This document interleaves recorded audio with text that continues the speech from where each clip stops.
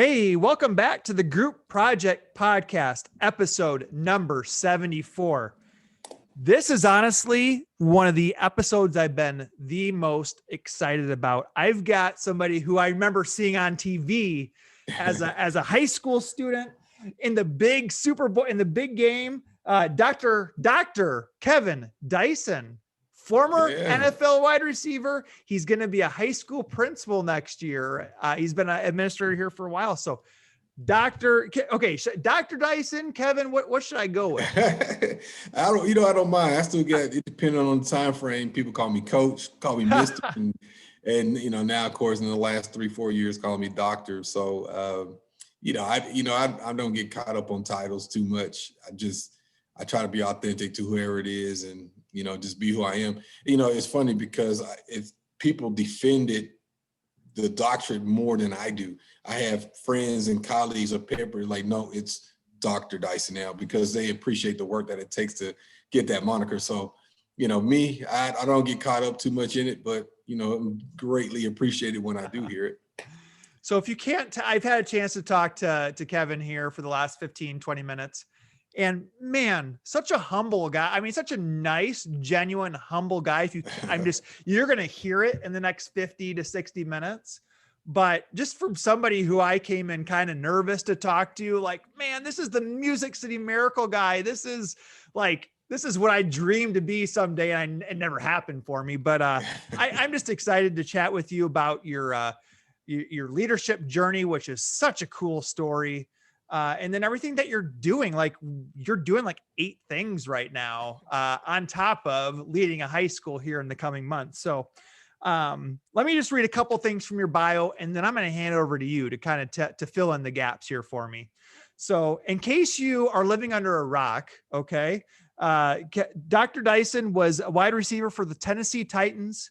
He was selected 16th overall. Is that correct? In the 1998 NFL draft, he played in not one, but 2 Super Bowls. Yep. He's known for the Music City Miracle, which we'll get into. And on the other side, he's been a counselor, a football coach, athletic director, assistant principal at a middle school, and now a high school principal for next year. So, and you're writing a book, you're a keynote speaker, you've got so many things going on. So I'm done talking. I want to hear from you, man. Tell me, how did we get to this point? How have you accomplished so much? Well, Jerry, when I retired, I was closing in on my 30th birthday. And I remember, when you're 15 years old, and I still do this to this day to my middle school kids. I said, what's old to you? And you remember when 30 seemed old? I remember being in high school thinking 30 seems so old. And when I got there and I was about to retire from all I knew, which was sport, which was football, I was like, I'm still young. What do I do? So I wanted to coach. I wanted to be around the game. I pursued some things professionally. And I found out it was very political in a lot of respects. As far as getting opportunity, there's also was some bad connotations with professional athletes and the profession. They didn't feel like professional athletes were willing to, at least for football, grind and work their way through the process and earn their keep. And so I was getting kind of mixed into that kind of stuff. And I had an opportunity. A guy kept saying he's going to give me opportunity to coach receivers, and then he didn't. And then I read in a paper or through their website that he hired somebody else who he had following me, getting tips and tools from when I was visiting him during spring ball. And that's the guy he hired, because the guy was following around taking notes and everything else. And so then I kind of got discouraged from that. But I kept looking around as I got into secondary education, and I went to a small private school in Nashville, just north of where I live now. And what I got there, I found that I really enjoyed teaching the game, and I really love when I got that aha moment from kids. And what I learned too is I had a patience for coaching a little more so than I had for myself as a player. I don't know if it was because I knew the guys maybe weren't as talented as I was, or if I just love giving back what I had learned. And so I got into it, but I also realized I wanted to be in a position of leadership. I wanted to either be a coordinator, head coach, and an athletic director. And so I went back to school and I pursued my graduate degree, and to get a degree in leadership. And what's interesting about that is that whole time I went back to school. I'm 30 years old. I'm going back to school, and the world had changed. Now, keep this in mind, I graduated high school in 1993 when the internet just really started hitting. And when I graduated college in 97, and when I go back to college, it's 2005. 2005. I have no idea about WordPerfect, Excel, or PowerPoint. I don't even know what that is. And the professor, Dr. George Kersey, is going over syllabus, and this is what you're responsible for. Here's your assignments. And I have no clue. And when I walked into that first class and everybody saw my name and they were wondering, like, is that really him? You can hear the whispers. I just kind of want to sit in the back of the classroom, just kind of blend in. It's hard to blend in. And I just got done playing, right? And he's going through that stuff. And I didn't want to be that guy raising my hand. I've always kind of had anxiety about that anyway, let alone having been out of school for 10 years and going back. And now I'm sitting here like, I have no idea what he's even talking about. I go home, I check my computer. I had WordPad. I didn't even know what that was. I had WordPad. I did all my work on WordPad. They accepted it. And lo and behold, I started moving. I started getting kind of a zeal for learning. I presented a job description that I researched and wrote out to the head of the private school I was at about a more extensive leadership role that I was wanting to help with grow their diversity in the school that I was at. And they didn't really have a plan for that at the time. They do now, some 15 years later, but then they didn't. And so a friend of mine who I was playing softball with, he had just got a principalship in Nashville, and he asked me to come aboard. And as you mentioned, I was the family involvement coordinator for a year, and I was the graduation coach for a year. And that really helped me grow. I did a lot of discipline. I had to deal with a lot of religions, a lot of ethnicities, a lot of people, parents, teachers, coaches, students, and it really helped prep me for where I am now in a lot of respects. And so when I did that, I moved and I went back to school, and then I moved to another county, and I became an athletic director and a football coach, and I really enjoyed that. I enjoyed the coaching aspect of it. I found later I wasn't enjoying the other side of it, having to deal with my kid is going to play for Alabama. My kid is going to play for UT Knoxville. My kid, and it's my fault my kid didn't get. Not, you know what I mean? And it's It's like I was kind of having a dislike of the game for a little while. And so I was approached to go into administration, and he hit me at the right time. It was an opportunity that I was like, okay, I got these degrees. Let me go see what it's about. And I loved it. I loved trying to grow teachers. I love the relationships, because you do a lot of discipline when you're an administrator, but I got to speak to kids more candidly as an administrator. Now I miss having them in my classroom on a daily basis, but I got to speak like, what's going on? Why are you acting this way? Because I can be more candid, because we're dealing with behaviors more so. So I really enjoy that aspect of it. And so I just continue to try to grow and learn from there. And I just kept progressing and getting a little better. I moved back to the school I had been a head coach and athletic director for. I became an assistant principal there. And I had to grow a lot, because a lot of those teachers saw me as coach. And so I had to prove my worth. And so I had to dive into curriculum a little better. I had to pay attention a little bit more, because I had to prove to them I wasn't just a football guy, more so than if I went to another school that didn't know me. And so there's different things, man, along the way. And I think about it's crazy, because there's a lot of little steps along the way that has really prepped me to get to where I'm at now. So I think I failed to mention this earlier. You're going to be the high school principal at Centennial High School. Is that correct? And that's in the Williamson County schools. Is that just outside Nashville? Is that correct? Yeah, that's about 15, 20 miles outside of Nashville, south of Nashville. I've lived in Franklin virtually since I've lived in Tennessee. And then the school in itself was interesting. It's kind of coming full circle. It's the school when I was playing ball that I would go in the off season and work out at, as far as on the grass and running routes and running on the track. Huh. And I literally lived not even 5 minutes from that school. And I remember driving by the very first time thinking, oh, that's a big school. You know, what's the name of the school?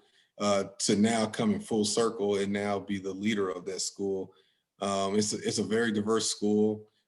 It's a very high achieving in a lot of respects, but there is some growth there, and I'm glad to be part of it. And I'm looking forward to the challenge. You know, I've been a principal of middle school for the last couple of years, and I truly enjoyed it. I'm sad to leave that. If I could take everybody with me into the high school with me and make that transition, it'd been a perfect situation for me. But it was one of those things. If you know, I've always, when I got into this and I started making this transition professionally into the leadership role, I always, in the back of my mind, thought this was about having an impact on kids.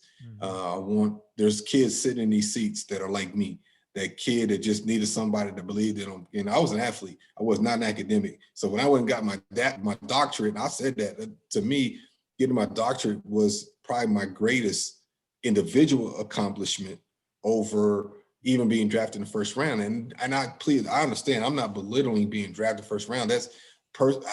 But I love that, and I know how rare a feat that is, and I will not trade that for anything in this world.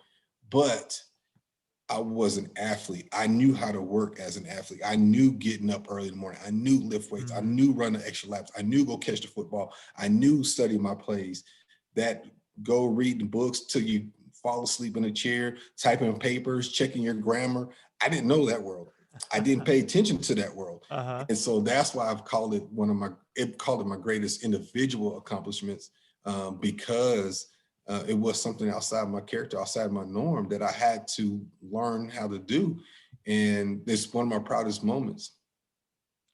So, okay. So man, there's so many directions we can go with this. I feel like I got to go back for a little bit and just talk about some of your NFL days, if that's okay. Absolutely. And you probably talked about this a million times, and I'm going to make it another million in one year. But just talk to me as somebody who grew up wanting to be a professional athlete, like would have dreamed to have have done some of the things you did. What can you just tell us about playing in the NFL?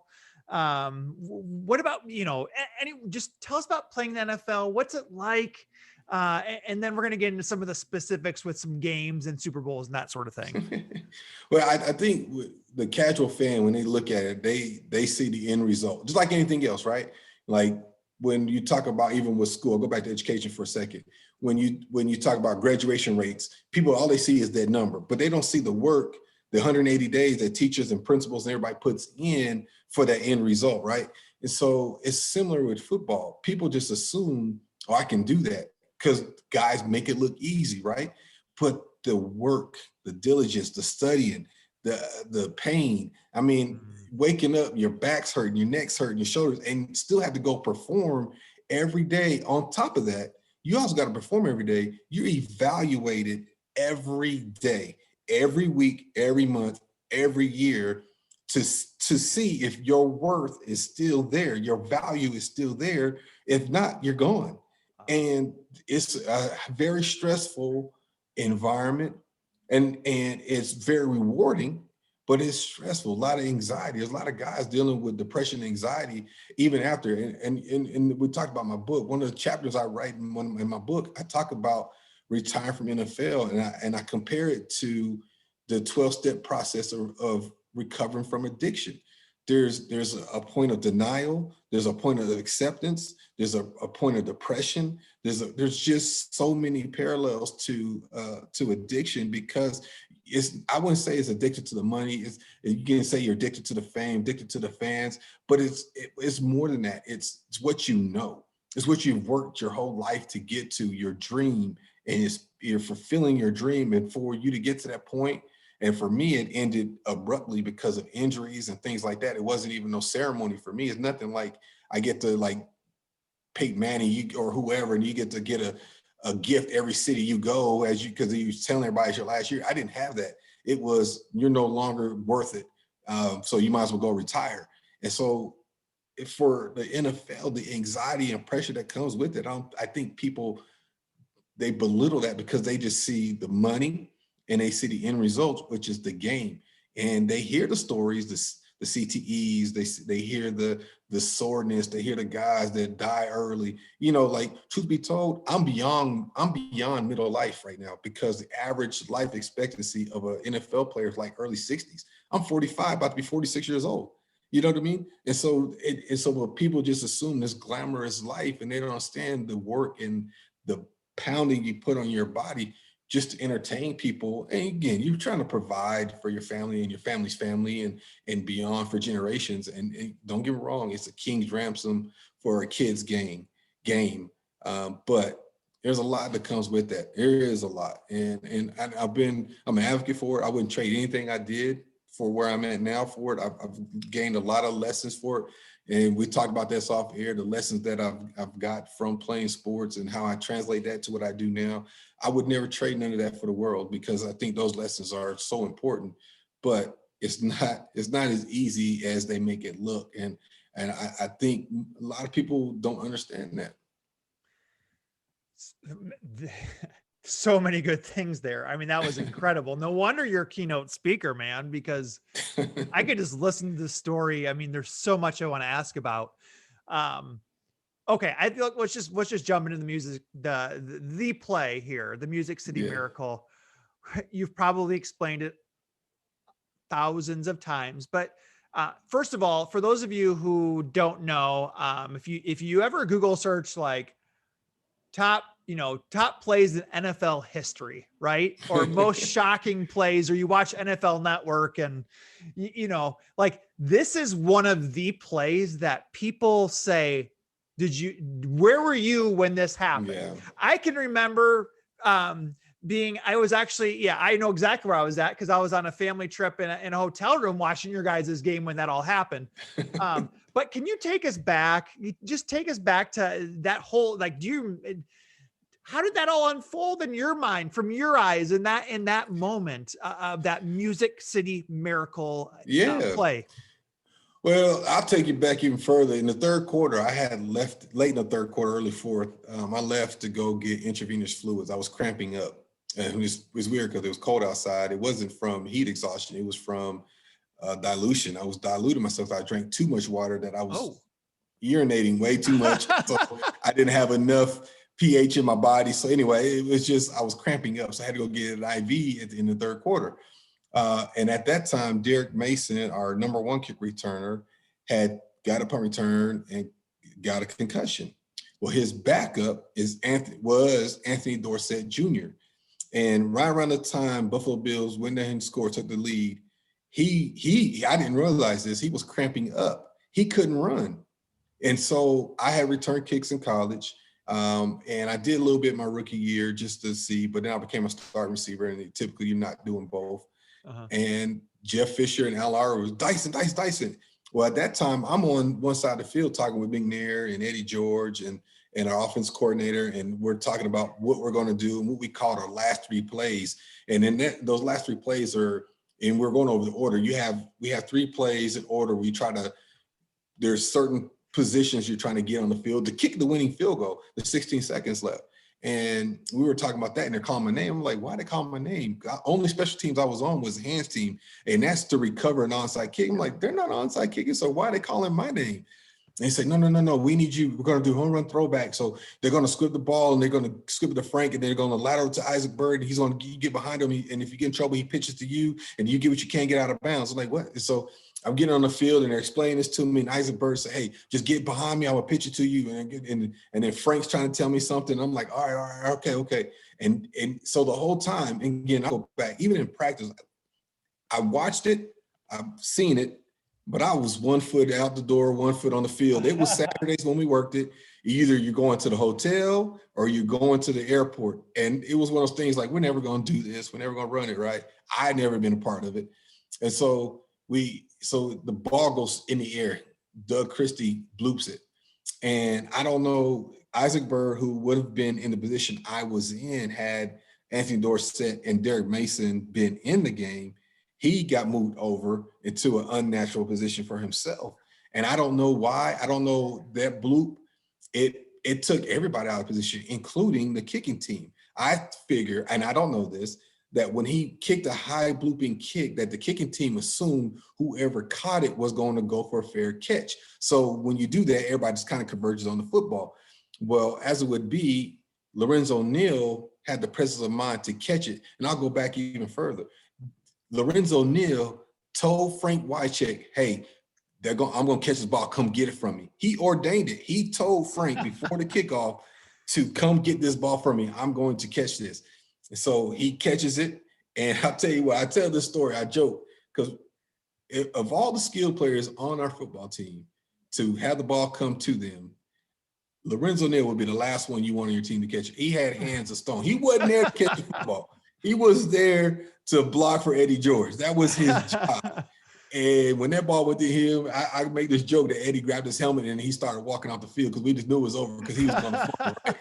But he caught it. He had the hands as soft as bread, and he gave it to Frank, and just instincts kick in. And I tell the story because to people, as a football player, there's plays, there's diagrams, X's and O's.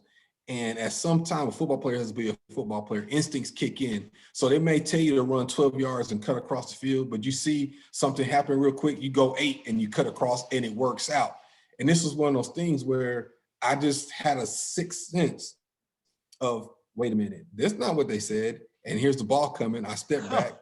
He threw it down the line and I ran. And when I saw Doug Christie fall down, rest is history. Wow. That's so, I mean, when you start saying Jeff Fisher said this and Eddie George said this, and I'm like, man, this is the coolest thing I've ever heard of. Okay. Do you remember, what the crowd, do you remember everybody going crazy? What do you remember after scoring that touchdown? Well, when you're playing, like it's weird. It's almost like you put like those noise cancellation headphones on your head. You don't hear a thing. You don't hear nothing. You don't hear yourself breathe. It's just, you're just hyper tuned in to the situation. You're hyper focused. But it's almost like as soon as you cross that finish line, it's almost like it went to turn the volume all the way up. And it's just like it's loud in your ear, and the eruption and the pandemonium and that feeling. And I remember right when I was running off to the field and they explained to me, I'm looking into the Bill sidelines, and they were taunting our crowd, and guys were taunting, and they were shaking and taunting our crowd. You know how they were, how people raised their hands, like raised the roof. The kickoff team was doing that to our crowd. And I remember when I scored, I said, I'm gonna run all the way over to their face so they see me in this end zone. And that's why you see me dart across the other side of the end zone, because I wanted them to understand they just didn't win that game. But man, it's an unbelievable feeling. And I say this, the National Football League is made up of role players. I was a role player. There's a little bit over 1,500 people to make the Hall of Fame in 101 years of the National Football League. And they get a lot of notoriety and credit, rightfully so, because they are great players and they have Hall of Fame careers for a reason. But they are not what makes the NFL go. What makes the NFL go is the other guys that help them get to the National Football League. And I was a role player, and I helped my teammates best I could. I had a lot of injuries, and my career didn't go away as planned. But I say that to say there's a lot of guys like myself who were role players that helped the superstars get to where they were going, and help guys get to Hall of Fame that people don't talk about, that have played in Super Bowls that people don't talk about. There's guys that have played in the league 10, 11, 12 years and never get to the Super Bowl. And to have something that people still talk about 20-something years later is something I'm very proud of and appreciative of. And I get a lot of credit because I scored a touchdown. The other 10 guys did as much, if not more work than I did. I just had to run. I had the easiest job of all. I had to use my God gift, which was I could run and just run. But I scored the touchdown.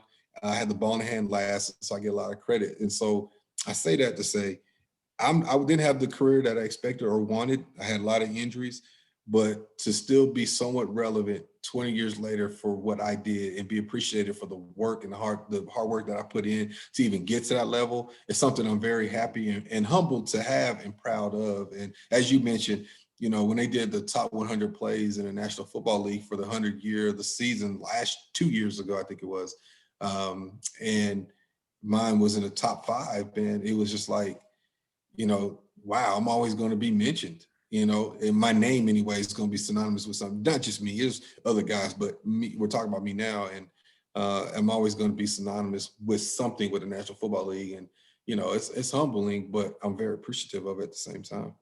So every time I watch those shows, they always debate, was it a forward lateral or not? Tell me the truth, man. Was it a back? Was it what's your stance on that? What is your stance on? I'll tell you a funny story. So 2 years later, after that play, I was a free agent, and the head coach of the Buffalo Bills was Greg Williams, who was the defense coordinator for the Tennessee Titans at the time, the Music Miracle. And he brought me in. He knew I could play a little bit, and so he brought me in and help out Drew Bledsoe and the guys or whatever. And I kid you not, I was on vacation in Florida. I didn't have a coat, and it was still freezing cold in Buffalo. They brought me in for a trip, get my physical, and I was like, oh my God, if people recognize me, I would never get out of Buffalo, right? They hated me. And so I get into the facilities, and the equipment manager, first thing he says to me, not hi, how you doing? He goes, that was for a pass, right? I said, well, if they sign a deal with me, it will be. If I sign here, it will be for as long as I'm here. Joking with him, blah, blah, blah. He just could not let it go. So then, of course, they sent me to the press room. They asked me that. That was the question. I said the exact same thing. He said, so what happens if you sign with Buffalo Bills in the Music Miracle? I said, well, as long as I'm here, it'll be a forward pass. But it goes back to being a lateral. So all that to say, man, I think people get caught up in body position. If you watch the flight of the football, it's the flight of the football. By the definition of the rule books, it's the flight of the football. And the flight of the football is straight or slightly back. And that equates a lateral. And so if you take the bodies out of it and watch the flight of the football. And when you get done, we get done here and you do that, just watch the flight of the football and you tell me. I have a bias, obviously, because I'm a part of it. But that's what I tell people. Just don't watch me, don't watch Frank. Watch the flight of the football. And the flight of football, in my opinion, is actually slightly backwards. So if you don't know what we're talking about, just go to YouTube and type in Music City Miracle. Watch that play and you'll know what we've been talking about these last 10 minutes. And if you're just tuning in, I promise you, this is not ESPN radio. This is educational podcast. But I got to ask him one more question. I got to ask about the Super Bowl. Is that okay? I did not ask you before the show started. Because when I go to Wikipedia, is that okay? Can I talk about the Super Bowl? Absolutely. Okay. Yeah, absolutely. So when you go to Wikipedia, it's like, he is known. I mean, the top 5 plays of the century, right? Is the Music City Miracle. Then right below is the last play of the Super Bowl, like 2 games later, right? Was it 2 games later? Mm-hmm. Yeah. So 3 games later. Yeah. Okay. So I almost feel bad bringing this up, but my buddies last night texted me and they said, you got to ask them about the Super Bowl. So, okay. So set the stage for us. And then why would I be referencing the Super Bowl and why would I be laughing and feeling kind of bad about it? Well, I'll tell you this, you can't have the good without the bad, man. That's life. There's lessons in both of them. And I tend to learn more from coming up a yard short than I do Music Miracle anyway. But with the irony of that is, I wasn't even supposed to be a part of the Music City Miracle, and look what happened. And the one coming up a yard short, I'm in the progression, as you can see, and I catch the football. So the long and short of it is, we had a situation in the play where we had a zone route combination side, which was the side I was on, and a man-to-man combination side, which was the other side. But what the Rams do, they bracket coverage and they play what we call 3-by-3 on 2. So they had a triangle coverage. You had a guy sitting over the top of me and Frank, one on the inside of Frank and one outside of me, so they could see everything and they kind of bracket you. Well, the idea of the play was let Frank run vertically up the seam and make the guy on the inside of him make a decision. If he jumps me too soon, We throw that ball right behind his head to Frank going vertical. And in normal circumstances, a safety would be playing a lot deeper. But considering we were on the 10-yard line, he just squatted and sat on Frank. So the linebacker can carry Frank a little bit longer. And then when he sees me come off late, and he came off me just late enough. And when I caught the ball, as Mike would tell you, and this is one of the things I like about Mike Jones, my momentum helped him make that play. Because I honestly didn't think he was going to be able to get his arms around. I thought I'd be able to run through the arm tackle at least enough to extend and get that final yard, right? But when he left his foot, he said my momentum helped him as I was going down to be able to get his left hand on my left thigh so I could not extend to get that final yard. So, you know, it's the truth. It's funny in that sense. Like I said, you got to take the good from the bad, and a lot of lessons. I come up literally inches or feet, 3 feet short of my ultimate dream, ultimate goal, something that I was a part of the process. I was part of the progression.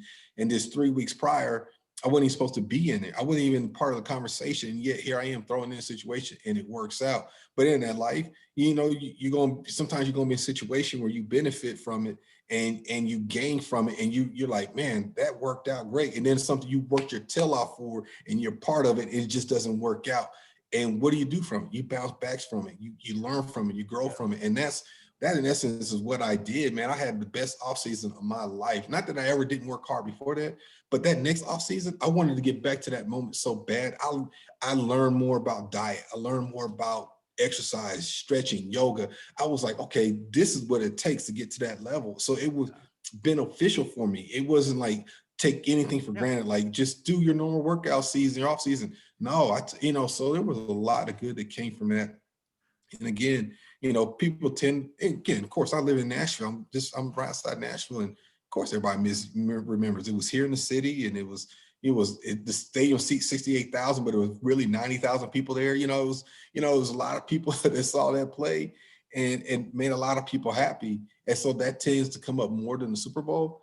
But what's interesting is I learned more from that moment of the Super Bowl and lessons from that than I did from UC Miracle. But I proudly talk about both of them, and I have both of them hanging on my wall. And because it's the yin and yang, it's the good versus evil, the bad versus good. It's all right there. Yeah, just the fact that you were playing in that, I mean, it's just so surreal. If you would have told me I was at a Super Bowl party and as a junior in high school watching you, all of us standing on our tips of our toes, like screaming at the TV because half of the room wanted the Titans, and you guys were like a huge underdog against the Rams. And it was like just pandemonium in our little Super Bowl party. So, I mean, again, just, I know you're kind of saying, gosh, I would have got that last yard. But I think it's just so cool being able that you're willing to talk about it. And there's nothing you could have done. I mean, like that. I don't feel like from my not really an expert at NFL by any means, but like, there's nothing you could have done. I mean, it was just one of the two very cool plays that you've got to go back and watch. And just the fact that you were in that position. Yeah. 99.99% of anybody in the world would die to be, it's in that position. So what's interesting, man, is I've played with other people along the way that have never even been to Super Bowl as a player.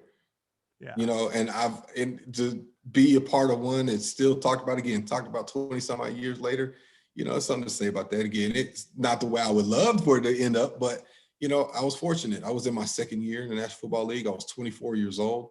Wow. And I thought this was way of life. I mean, I was playing with Bruce Matthews at the time, who was drafted in 1982. And here I am playing with him. And that was his first Super Bowl. Wow. You see what I'm saying? Yeah. It was the year 17 or 18 for him.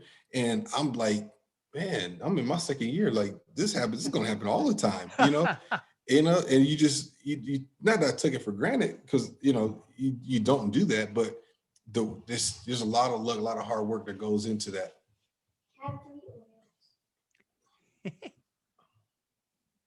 It's okay. Okay, let's transition here. Again, people who are listening, this is Dr. Kevin Dyson. We've been talking a lot about his NFL career, about some of the standout moments from that career, and we're going to transition. I'm trying to think of a great way to transition to education. It's not super easy, but let me ask you this. You've done a great job of saying, like, here's what I learned. Here's what I learned about, these plays, and about being a role player, and about, that 1 yard short and coming back stronger than the next off season. Is there any other big takeaways from your NFL career that has really helped you in that school leadership, educational leadership setting? I think the one thing that keeps coming to mind for me, whether you talk about going back to school, learning new jobs, coaching, perseverance, perseverance and grit. I think there's a lack of that today because we tend to move obstacles out of the way for kids a lot of times. Even from learning, just from an instructional standpoint, we give so many crutches sometimes for kids that kids don't necessarily persevere and grit things out as much as I had to. And I say like this old man, I'm 45, 46 years old, but back in my day, that whole thing. And perseverance, man. I mean, like I told you in the beginning, like I went back to school, I had no idea what Word was, what Excel was, what PowerPoint was. And I had to learn that stuff. I had to endure. I had to stay up. I mean, there was times when I was getting my doctorate, I counted. I was like on day 10 and I hadn't been to bed before like 1 or 2 o'clock in the morning in 10 days in a row. Wow. And I was just so exhausted. I was in the fog and I was like, that's 10 straight days. And what it was, reading, working and writing and everything else. But it was, it was what I understood about athleticism that I translated into education was persevering and grit. All the stuff that I had in me, I didn't realize that I can apply that academically. And it took for me to go get a doctorate to realize that, or extend my education to realize that I've had these things in me. I was, as long as I was motivated, I would persevere. I would grit things out. I would do what it took to be successful. But I didn't do that all the time as a kid academically. No, like I even go to college. I was close to not being eligible to play in my junior year, which in essence put me on the map in a lot of respects. My junior year it was one of my best years in college. I started getting noticed. People were asking me if I'm coming out. I was graduating college that next spring. And so people were like, are you coming out? And it almost didn't even happen. I probably should put this in my book, but I was on the verge of not being eligible, that I literally had to take 26 hours or 27 hours in a semester of credit. And I made the dean's list because I had to apply myself. I had to do everything to apply myself, had my best GPA ever in undergrad at 3.7, almost 3.8, made the dean's list. The only time I ever made the dean's list. And why? Because I was on the verge of not being eligible, of having enough credits to play my junior season. And all I had to do was apply myself. And I did it just to be eligible. And I tell this all the time when I go speak. I did just enough when it came to my academics to be eligible in high school and in college, because I wanted to play sports. And not that I wasted time, because I got my undergrad degree in 4 years. I did the thing seemingly the right way. But when I think about it for myself and how I am, I didn't apply myself. I didn't extend myself. I did just enough. I did just enough to get what I needed so I can play ball, instead of really taking advantage of the opportunities in front of me. And that's, if I can tell any young kid, is I don't care if you are the number 1 pick overall, take advantage of the opportunity to learn and grow, because ball ends at some point. You may not ever have to work another day in your life, and that's good, but your mind is always going to be active. That's the last thing to go, is your mind. And so if you're not going to continue to grow as an individual, then it is going to catch up to you at some point. Mm-hmm. Mm-hmm. So you mentioned, I know you said earlier in the show that you feel like you've learned a lot being as a school administrator over the Yeah. last handful of years. What would you say are one or two of the biggest things that you've learned, or that areas you've grown in these last few years? Patience. I've had to learn patience. What I recognized, I joke about this with my assistant principals all the time. I learned a lot of my faults, like the stuff I didn't do well, like completely read through the emails, make sure I paid attention to the detail, the fine print of what it takes to be an administrator. And when you send out emails and you expect people to read it because you need something done, getting it done, meeting deadlines, things like that. So I've had to learn a lot of patience and realize that everybody's not built like I am.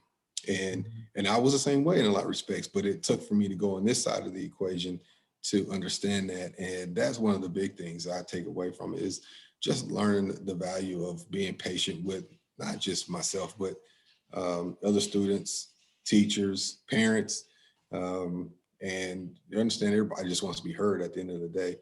And so that's probably my biggest takeaway I've learned over the last several years. As you're preparing, so when does your contract start for the new job? Are you on contract July 1st or? Yep. Start Okay. July 1. So I'm kind of in between both jobs right now, going one building part of the day and then the other the next part. So depending on what's going on, this like tomorrow I'll start off at the current job in the morning, then I go to my new job in the afternoon. So kind of the same thing I did today.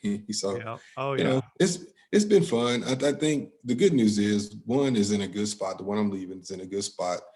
Most positions are hired for teachers that are in positions.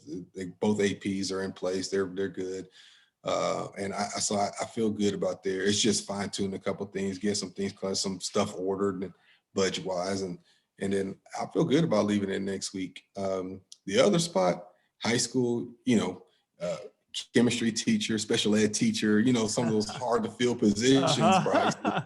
are still out there lingering. So I'm hoping I get that done right before the 4th of July or shortly thereafter, because it's getting around crunch time. I love to have been done before the 4th of July and just be able to get to the summer, get my game plan together for the school year, for the rest of the year. But it's turned out to be rough a little bit.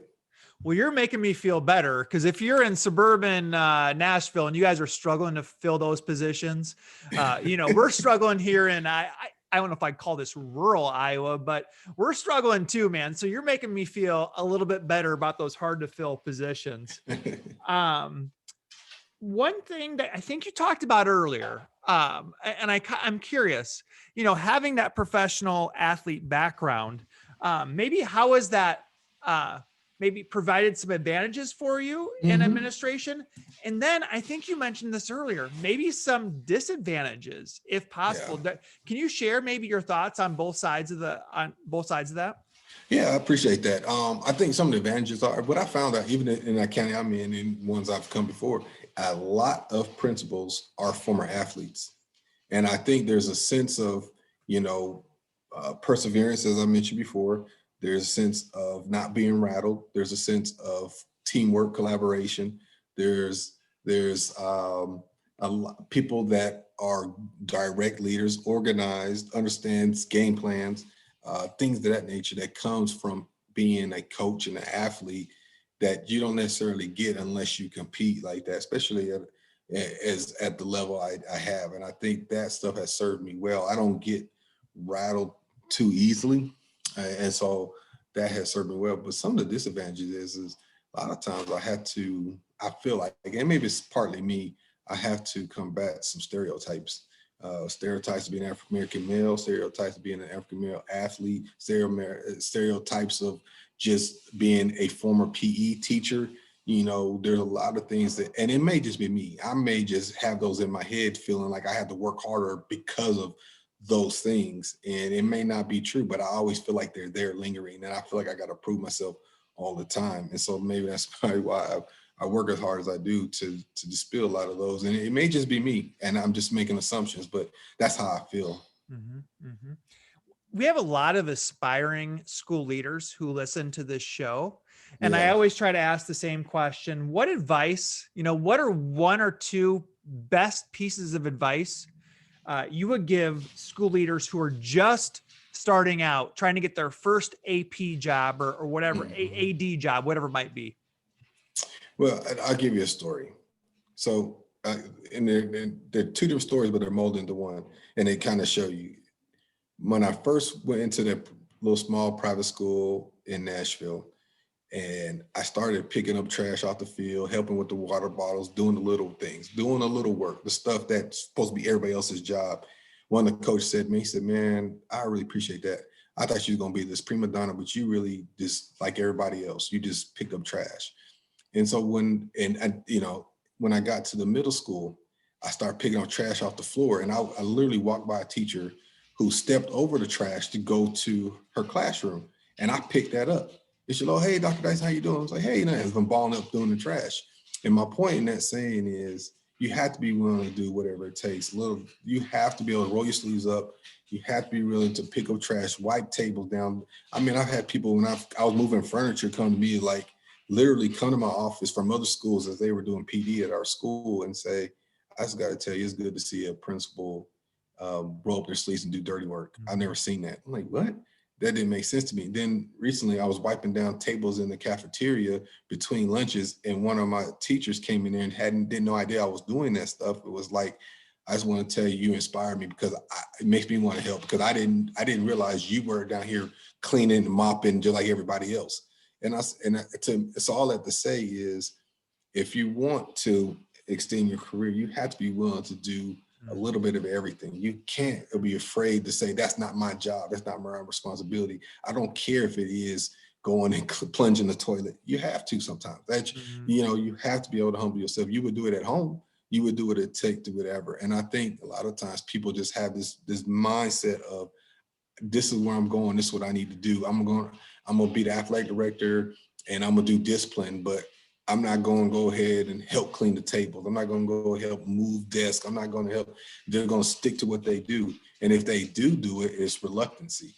And I have some inspiring leaders that they have this, you ask them to do something and they kind of roll their eyes. They'll do it, but they roll their eyes. It's not with a servant heart. And I think that comes off in their interviews. And some people can pick up on that. And then that's the other piece too. And when I interview people, I want to know that person. Don't get me wrong, I can tell some stuff instructionally from questions and things like that. And I can tell if you're green and where you lack experience. But if I can't laugh and cut up with you or whatever, it's not gonna work. Because you're either gonna burn out, you're gonna take it too serious, or you're gonna snap. And all those things are negative. And at the end of the day, you're not gonna be there long anyway. Yep. So, Yep. So that's what I would tell any aspiring leader. You read my mind. I was going to ask you what you look for in interviews, and you read my mind there. So that's awesome. Hey, if you're just joining us, we got about 10 minutes left here. I'm with Dr. Kevin Dyson, former wide receiver of the Tennessee Titans. Now, when I went to Wikipedia, it said, were they the Tennessee Oilers when you started there, or no? They were? Yeah, I was so the year before I got here, they were in Houston, but they were on the verge of moving from Houston to Tennessee. They played their first season in Memphis. And I was actually the first draft pick of the city, because that next year we were in Nashville for full time. And we played our games at Vanderbilt University. So Tennessee Oilers for 1 year, 1998. Wow. There's a great trivia question there. I did not realize that. So Dr. Dyson recently was named the head principal at Centennial High School in the Williamson County School District. I'm going to ask you just a few other questions here, and I'll let you get going there. Man, this has been so much fun. I could spend 3 hours talking to you, but I promised you an hour. So, hey, a lot of people, Nashville, Vegas, people go to Nashville all the time. Yeah. Nashville is like the Vegas of the Eastern United States. What is, from somebody who's lived there for a long time, what is in your mind, the best restaurant in Nashville? Oh man, man, that's like telling somebody to pick their favorite movie. It's interesting because there's a lot of culinary geniuses moving here from all over. And it's like you said, it's turned into like a mini New York or Vegas where chefs are moving here, opening up restaurants, and it's just become phenomenal. And Southern cuisine is spreading like wildflowers all over the world now. People are doing hot chicken and things of the catfish and things of that nature. So I and just pick one for you, man. Not right now. There's so many that me and my wife always talk about. We just want to go try because there's just a list of them. And we have so many that we just like, we just need to go try this one. So I had to let you know. I had to get back to you on that one. How about the best hot chicken? Oh, Princess. Oh, okay. Okay. Princess. Yeah, they started it.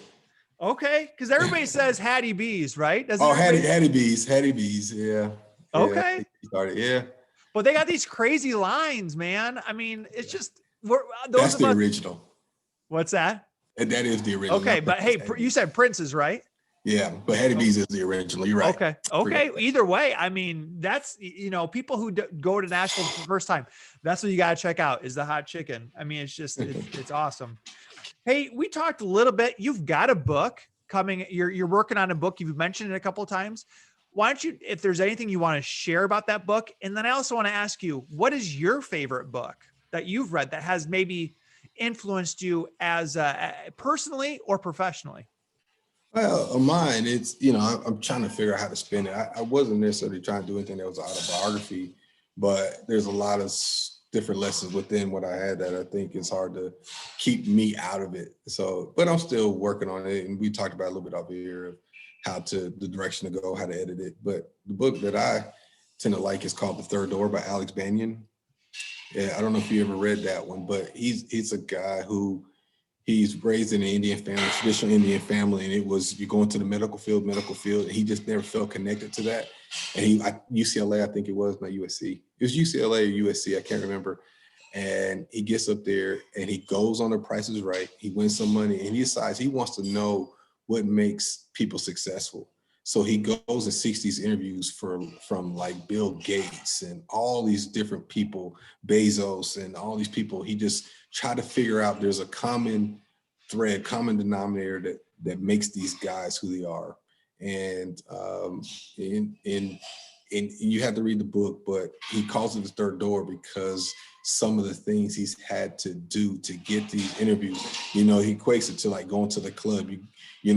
You go to the front, the line is long, you can't get in. You go to the back, you can't get in.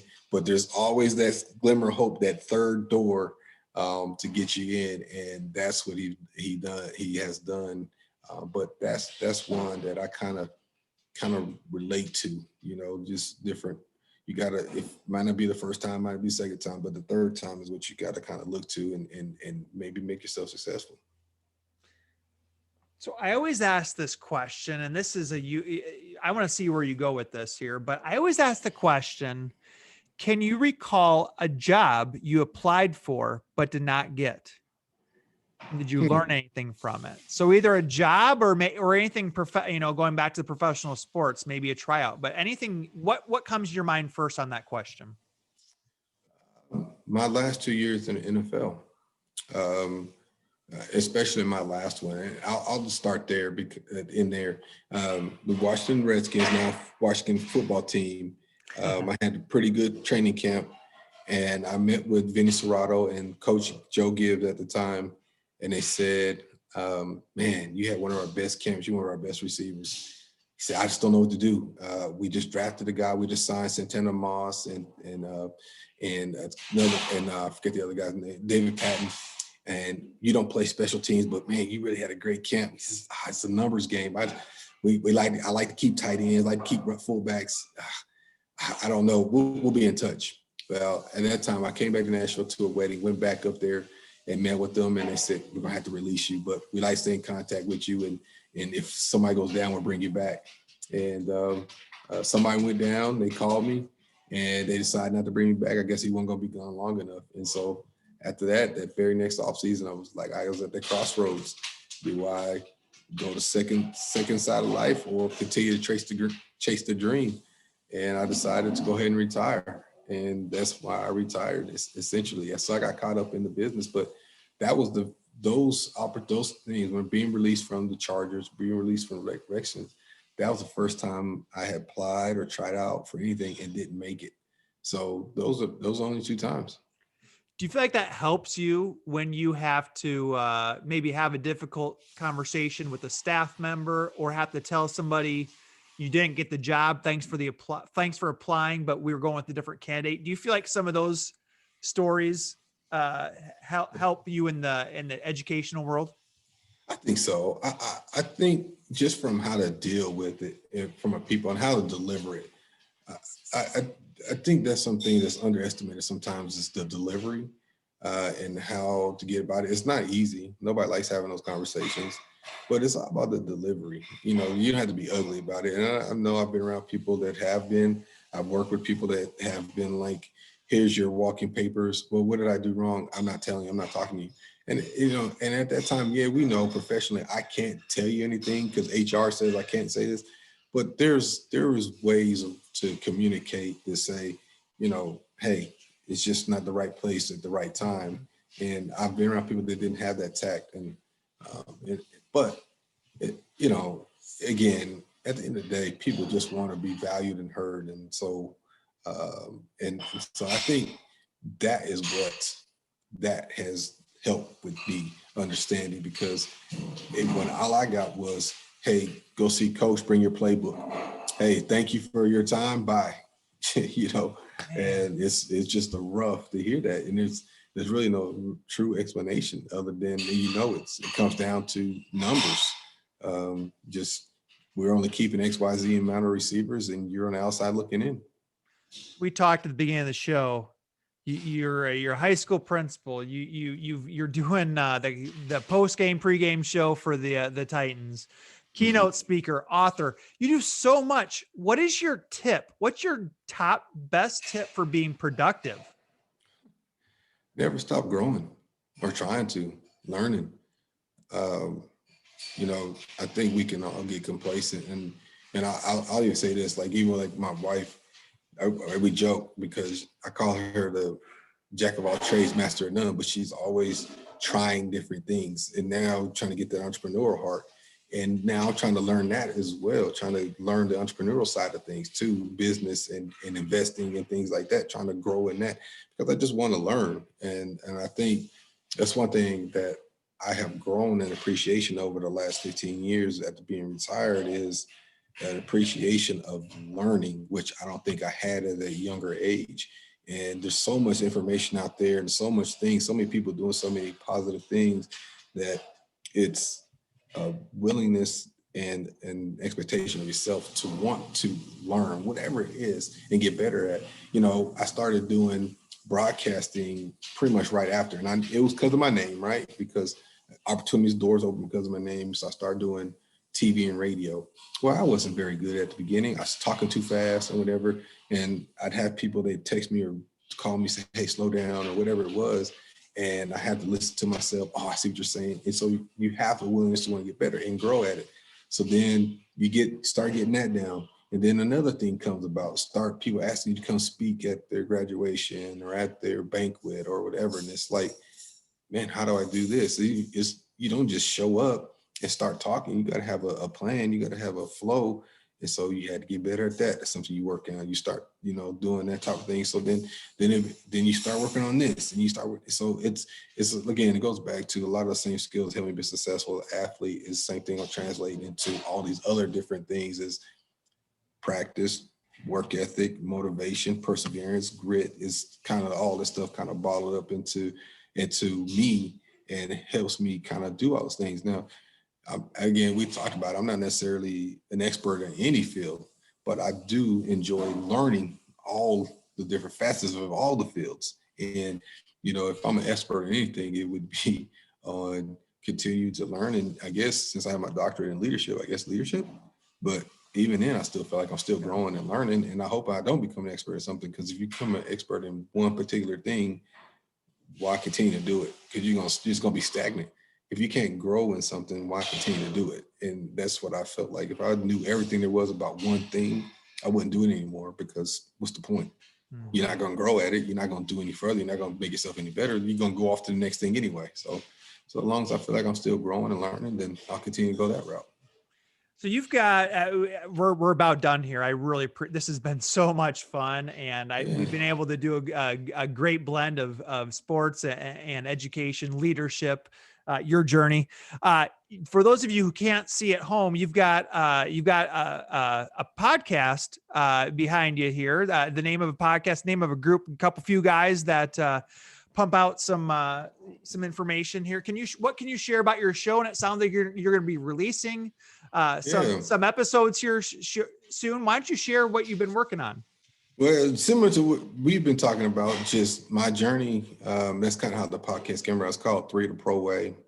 And it was essence. People kept telling me, you need to share your story, because it was somewhat unique in a lot of respects. And I understand that. And I knew a lot of people in different genres of business, sports, medicine, and military that had similar stories that I was like, man, that'd be kind of cool to share, like their journey. And, for instance, Eddie George, people, they see the Ring of Honor, the College Football Hall of Fame, but they don't understand how close he was to not even being the Eddie George we know. How his mom had to send him away to military school to grow, and his journey there within there almost didn't work, and things of that nature. And that has helped him turn the light on and grow. And then I could just go on with different people we've spoken with. And it's similar to my story. And so that was like, let's share these stories of people who people see the end result. They see the success at the end of the line, but they don't necessarily look at the journey. And I think that's today's industry. I think people want the instant gratification, and they're not willing to, and we talked about it earlier, the process. People want to skip the process. They want the end result. And successful people don't do that. I think successful people, they stumble and fall along the way. They try, they fail, they try again, they keep going again. Like I told you, I learned more from coming up short in my quote unquote greatest failure than I did in me seeing miracle, was quote unquote my best win, my most success. But we tend to forget the journey along the way and don't want that journey. We just want that instant gratification. We want to put that thing in the microwave, ding, and we're all good and we're done. And we hope to share the stories of those and what it actually took for them to get there. And so far, so good, man. We got a lot of shows we're ready to release, and we've just been working out a deal with the radio station and a company. And we're thinking we're going to release probably sometime next week. And we're excited, man. We feel like we got some good content. We're very excited. So I appreciate people to join in. It sounds like a really cool, kind of topic or idea you guys have there. It's called 3 the Pro Way. So check that out. And hey, Dr. Dyson, man, I was a fan of yours coming into this show, and I'm even a bigger fan now. I mean, you're just so humble and down to earth, and you're going to do amazing things there at Centennial High School. Is there anything that we didn't get to that you wanted to make sure you shared? No, man, I appreciate the conversation, man. It's interesting because I think this forum, this avenue of communication podcast, it gives people an opportunity to share, and whether it just be me being a former pro athlete or just a quote unquote normal Joe Blow guy who has life experiences that's unique. And I think people like hearing stories. I think people like listening to similar journeys to their own, and it's enlightening. Some are funny, some are just downright emotional. And I think, man, just have an opportunity to share, man, and my journey, I appreciate you giving it to me, man, and especially coming from an educator like yourself and people like myself who quote unquote speak the lingo and understand that part of it too, that work that we do on a daily basis that sometimes take for granted. People just, think send your kids to school, you take care of them for 7-8 hours and send them home. And the work in between all that, from day 1 to day 180, and the hours of 7 to 2 or 7 to 3, whatever your school hours are, people, again, all they care about the end result. They don't care that teacher's up till 11, 12 o'clock at night, getting her lesson plans together, not caring that her or his mom is sick and she's still coming to work every day. They don't care. They just worry about their own kid. And, so it's been a very humbling profession, and I'm happy to and kind of embark in it and hopefully continue to grow in it, and we'll see where it takes me. So you can follow us. Where should we follow you at? You're on all on the social medias, aren't you? Yeah, and it's pretty simple. I keep it simple. Of course, the one for the podcast is at 3 the Pro Way. And then the other one is KT Dyson 87. That's my tag on just about everything. Okay. Awesome, man. Well, hey, I'll let you get going there. It sounds like you got the families kind of getting antsy, wanting to hang out with you, it sounds like. So hey, I really appreciate it. You're going to do great things. I cannot wait to follow you, your progress and everything that you got going, man, and your book and all that. So thank you so much for the time as you're transitioning into this new role. I really appreciate you giving up your time this evening. No, man, I appreciate the time, and thank you. Anytime, brother. All right, man. Well, have a good one. All right, you too.